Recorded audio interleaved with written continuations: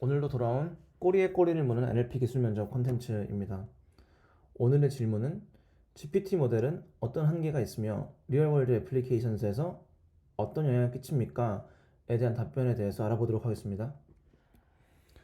GPT 모델의 한계들이 여러 가지가 있습니다. 첫 번째로 롱 컨텍스트 언더스탠딩인데요. GPT 모델은 단일 입력에서 처리할 수 있는 토큰 수에 한계가 있습니다. 예를 들면 GPT-3의 경우 2000여 개의 토큰만 단일 입력으로 들어왔을 때 처리할 수가 있습니다. 이는 매우 긴 컨텍스트나 문서를 이해하고 응답을 생성하는데 제한이 생길 수 있다는 거죠.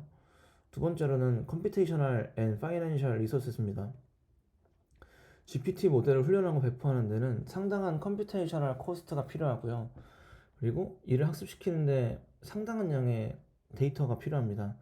근데 이런 데이터에 대한 라이센스라든가 GPU를 통해서 학습시키고 전기비 뭐 예를 들면은 그런 것들에 대한 비용과 컴퓨테이셔널 파워는 모델에 대한 접근을 제한시킵니다. 새로 학습시키거나 파인 튜닝하거나 인퍼런스 할 때도 좋은 GPU가 필요해진 상황입니다.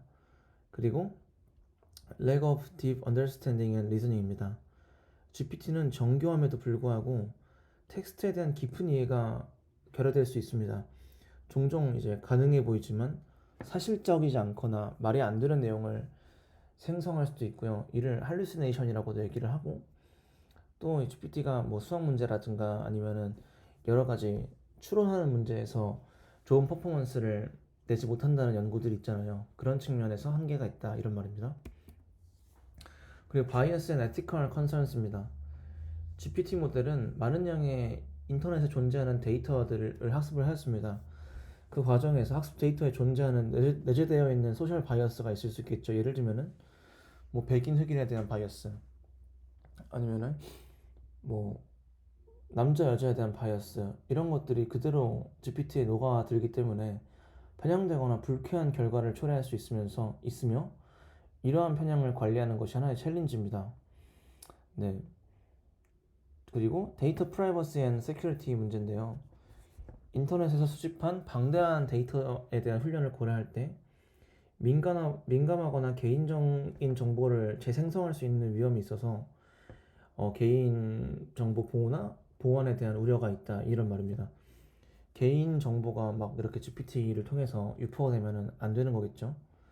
그리고 Over Reliance on Pattern Recognition입니다. GPT는 주로 이제 패턴 인식을 통해서 학습을 하게 되는데 이들의 이제 훈련 데이터 외부에 있는 새로운 상황이나 데이터에 직면했을 때 오류를 일으킬 수 있습니다. 물론 여러 많은 양의 데이터를 학습하면서 학습하지 않은 내용에 대해서도 이렇게 할 수 있는 능력들이 생겼지만 그럼에도 불구하고 학습 경험 외부에 있는 데이터는 아무래도 취약한 것이 사실입니다. 그리고 difficulty in customization and control입니다. 특정 애플리케이션을 위한 GPT 모델의 출력을 제어하거나 특정 가이드라인이나 스타일을 일관되게 준수하는 것이 어려울 수 있습니다.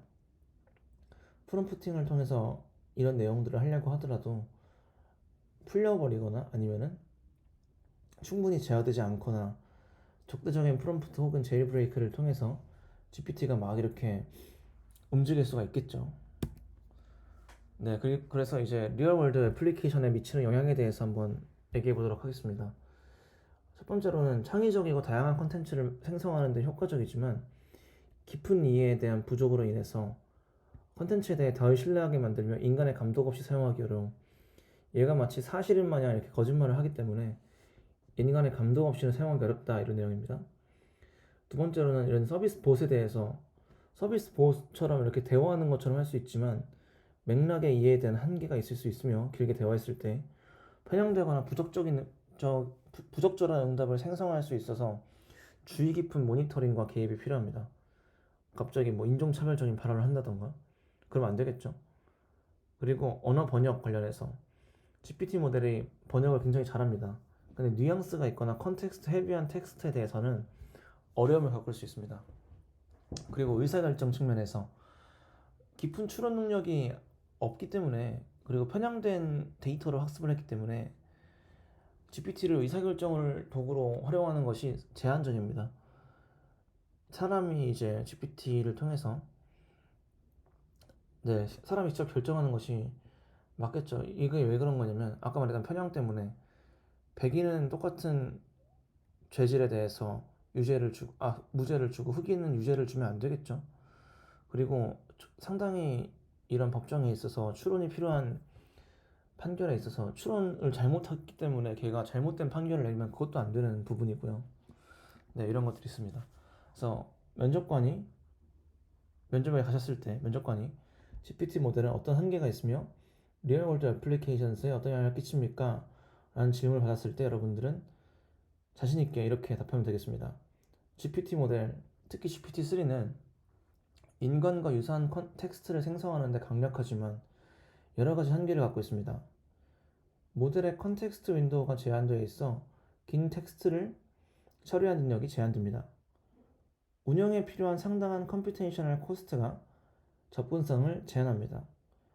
패턴 인식에는 능하지만 깊은 이해가 부족하여 때때로 정확하지 않거나 말이 안 되는 출력할 수 있으며 이를 할루시네이션이라고 합니다. 또한 GPT 모델은 훈련 데이터에 늦어진 편향을 상속받을 수 있어 윤리적인 문제가 생길 수 있습니다. 이런 한계는 정확하고 편향되지 않은 깊은 이해가 필요한 작업에서 그들의 신뢰성에 영향을 끼치며 컨텐츠 생성 및 고객 서비스와 같은 중요한 애플리케이션에서 인간의 감독이 필요합니다. 그 면접관이 이 답변을 듣고 이렇게 또 물어볼 수 있습니다. 현재 GPT 모델의 한계들을 감안할 때 이러한 모델의 정확성, 윤리적 경고성, 맥락의 이해를 향상시키기 위한 진행 중인 연구라든가 신흥 기술들은 어떤 것들이 있습니까? 이렇게 물어볼 수가 있겠죠. 그래서 다음 시간에는 이 질문에 대한 답변에 대해서 알아보도록 하겠습니다. 이 컨텐츠가 도움이 되셨다면 구독과 좋아요를 눌러주세요. 지금 현재 399명인데 400명째 구독자가 여러분이 될 수 있습니다. 네, 감사합니다. 그리고 이제 올해 마지막 영상이 됩니다.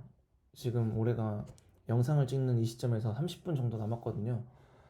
그래서 올 한 해를 돌이켜봤는데 많이 성장한 부분도 있고 아쉬운 부분도 있고 근데 올해보다 내년에 그리고 오늘보다 내일 더 나은 사람이 되면 되는 거잖아요. 그래서 그런 측면에서 내년에 더 좋은 컨텐츠를 찍어서 올려보도록 하겠습니다. 만관부 해피 뉴 이어.